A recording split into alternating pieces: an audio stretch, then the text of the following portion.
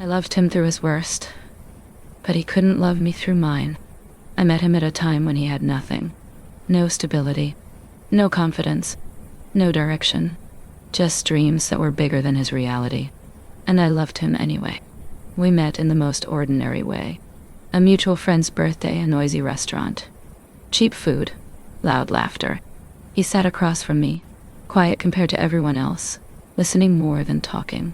When our eyes met, he smiled shyly, like he wasn't used to being noticed. That smile stayed with me. We started talking after that night. Long messages, late calls, conversations that slowly became part of my routine.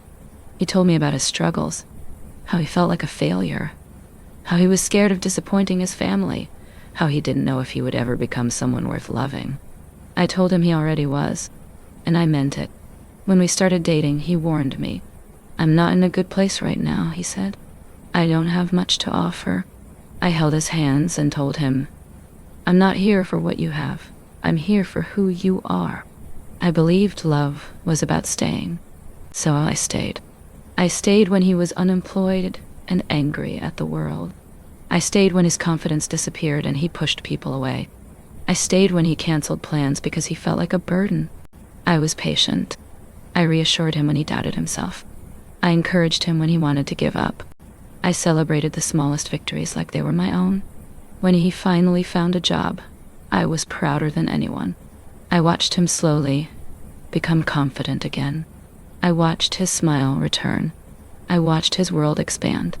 And somewhere along the way, mine began to shrink. Because, while I was holding him up, no one was holding me. My own life started to feel heavy. Work stress, family problems, sleepless nights. I was tired in ways I didn't know how to explain. One night, after holding everything in for too long, I finally broke down in front of him. I cried harder than I ever had. I told him I felt lost, that I felt like I was always strong for everyone else, but had no space to be weak. He looked uncomfortable. He hugged me, but it felt rushed, like he didn't know what to do with my pain. After that, things changed. He started saying I was too negative, that I was overthinking, that I should be strong like before. Before, when I had no needs. When he was struggling, I stayed up all night listening. When I was struggling, he checked the time. When he doubted himself, I reminded him of his worth. When I doubted myself, he told me to calm down. I started feeling like my pain was inconvenient, like I was no longer allowed to fall apart, because he was finally standing. One evening, we sat in his car, parked outside my house. The radio played softly, filling the silence neither of us wanted to address. He sighed and said, "You've changed." I looked at him and whispered, "I'm just tired." He didn't respond. That was when I realized something painful.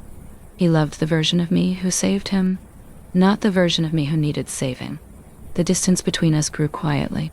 Less messages, shorter calls, more excuses, until one day he said the words I never expected. "I think you're holding me back." I felt my heart drop, holding him back. After everything I had carried for him, he said he needed space, that he needed positivity, that he couldn't deal with emotional heaviness anymore. I nodded. Because what else could I do? I didn't beg. I didn't argue. I was too tired. We broke up without anger, without shouting. Just two people sitting across from each other, realizing they could no longer meet in the middle. After he left, I cried alone in my room, replaying every moment I had been strong for him, wondering when it became wrong for me to be weak. Months passed. I heard through friends that he was doing well. Better job, new confidence, new life. I was happy for him, but there was a quiet ache I carried with me, because I realized something no one warned you about. Sometimes you meet someone during their worst chapter and help them survive it. But once they heal, they don't know how to stay for yours. This love story didn't end because love disappeared. It ended because love was uneven.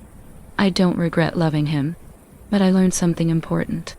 Love should not require you to disappear. Love should not only exist when one person is strong. And if you ever find yourself loving someone who only needs you when they are broken, please remember this. You deserve someone who stays, even when you are not okay. I am Lucy, and this is Unsaid Love.